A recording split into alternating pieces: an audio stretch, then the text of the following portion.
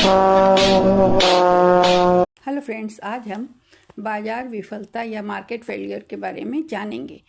बाजार विफलता तब होती है जब मुक्त बाजार के द्वारा वस्तुओं और सेवाओं का आवंटन अक्षम होता है। मतलब मुक्त बाजार से जो आवंटन होता है वस्तुओं और सेवाओं का, उसमें कुछ कमी रह जाती है जिससे सामाजिक कल्याण की हानि होती है। इसका अर्थ यह है कि संसाधनों का सही ढंग से वितरण नहीं होता, जिससे अधिक उत्पादन, कम उत्पादन या अनुचित वितरण जैसी समस्याएं। उदाहरण: बाजार विफलता के प्रकार और उदाहरण में सबसे पहले आती हैं सार्वजनिक वस्तुएं, जिन्हें पब्लिक गुड्स भी कहा जाता है।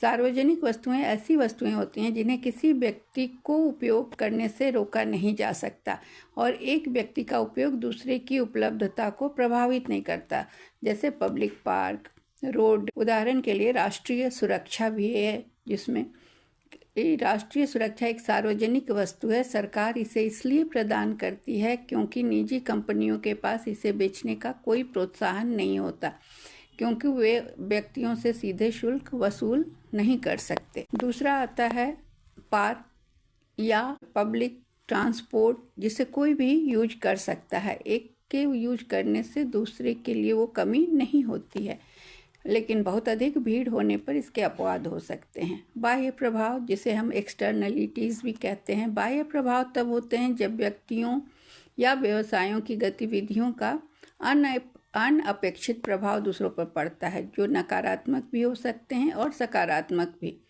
समाज पर लागत या सकारात्मक प्रभाव में समाज को लाभ के रूप में प्राप्त होते हैं।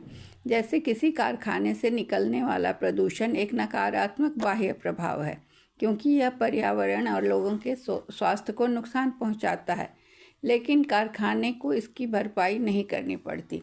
दूसरी ओर शिक्षा एक सकारात्मक बाह्य प्रभाव है, क्योंकि यह समाज को अधिक कुशल कार्यबल प्रदान करती है। उसी तरह कारखाने से बाहर जो रोशनी आती है कारखाने के चारों ओर लगी हुई लाइट से, तो उससे उसके अगल बगल रहने वाले लोगों को फ़ायदा होता है, लेकिन इसके लिए उन्हें कोई पेमेंट नहीं करना पड़ता। तीसरा है एकाधिकार शक्ति, जिसे मोनोपोली पावर कहते हैं। जब कोई एक कंपनी या कुछ कंपनियां बाजार पर हावी हो जाती हैं तो वे ऊंची कीमतें तय कर सकती हैं और उत्पादन को सीमित कर सकती हैं और उपभोक्ताओं के पास कम विकल्प छोड़ सकती हैं।